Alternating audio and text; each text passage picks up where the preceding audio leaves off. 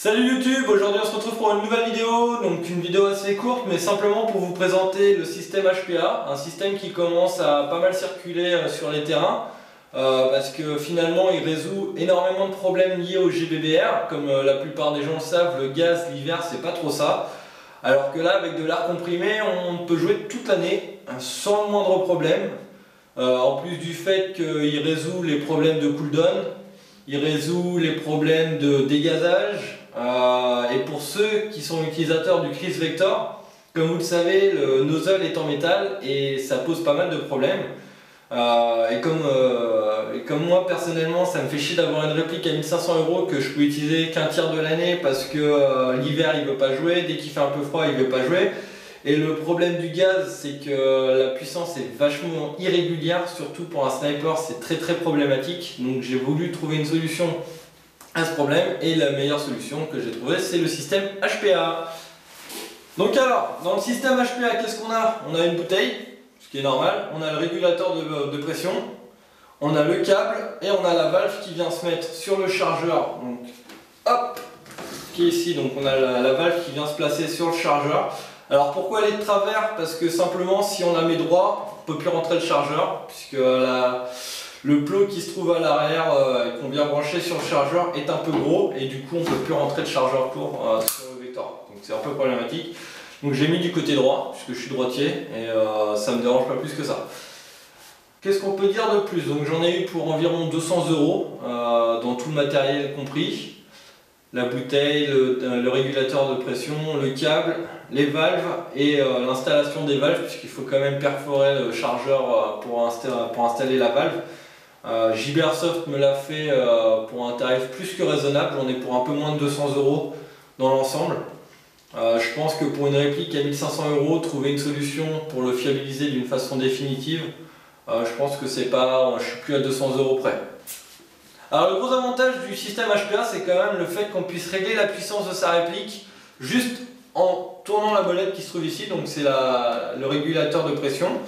L'avantage c'est que je peux aller d'une très faible puissance, donc à un gaz inférieur au 144A, au gaz plus puissant que le green gas, que n'importe quel gaz en fait, puisque la pression de l'air comprimé est vachement élevée, donc on peut aller vachement haut. Donc l'avantage c'est qu'on n'a pas besoin de NPAS, on n'a pas besoin de culasse régulatrice de puissance, tout se fait à partir d'une molette, et ça c'est quand même un gros avantage. Alors on m'a posé la question sur Facebook pour savoir ouais c'est galère le changement de chargeur. Bah finalement c'est pas si galère que ça, puisqu'avec le système de fermeture rapide, alors je vais vous montrer ça, hop. Alors sur la bouteille donc, qui se trouve ici, je vais juste à l'ouvrir et je vais pouvoir régler les FPS. Donc là on voit les PSI, hein, je ne sais pas si sur la GoPro on le voit bien. Donc il faut que je sois réglé environ à 77 PSI pour... Voilà, on va être aux alentours. Hop. Donc il faut que je sois réglé vers 77, voilà, par là. 77 PSI pour être à 450 FPS. On a fait les tests chroniques chez JB Airsoft pour sortir à 450 FPS à plus ou moins 3 FPS. Donc la régularité est vraiment très importante. Ça c'est vraiment cool.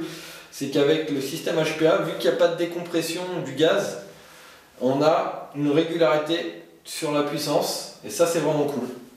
Alors donc comme je disais, donc si j'ai besoin par exemple de passer du chargeur, enfin du vecteur long au vecteur court, j'ai juste à tirer et là la pression est bloquée et hop, j'ai juste à brancher sur le vecteur court. C'est plus difficile dans ce sens là, surtout quand on le tient mal. Hop. Et voilà, donc là je suis prêt à tirer. Comme vous pouvez le voir, il n'y a aucun coup de down, c'est vraiment super cool, ça c'est aucun coup de down, pas de dégazage, pas de refroidissement du nozzle, puisque comme il n'y a pas de décompression, il n'y a pas de refroidissement. Ça c'est vraiment top quoi. Donc, comme vous pouvez le voir, chargeur à relier à la bouteille, juste avec le câble, et avec le débranchement rapide, boum, on peut changer assez rapidement de chargeur.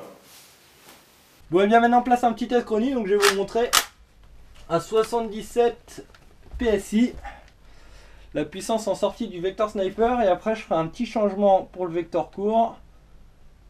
Sniper, c'est parti. Bon là je suis à 438, 448, 450, voilà on y est. Hein. 450. Vous voyez c'est quand même relativement stable. 452. Ah, je suis descendu un peu plus bas là, je sais pas trop pourquoi. Bon.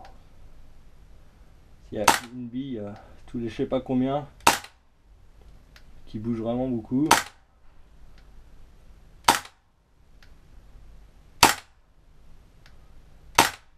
Ça reste relativement stable. Hein.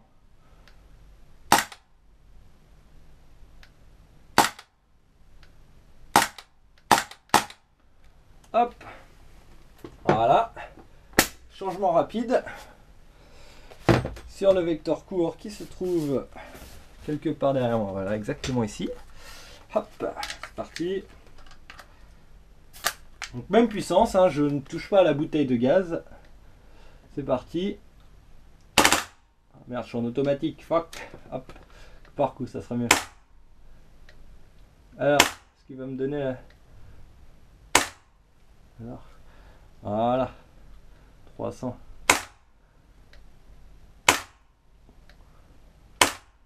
Donc voilà, je suis quand même à des puissances très raisonnables. Hein. Bon, allez, pour le fun. Hop, on est bon.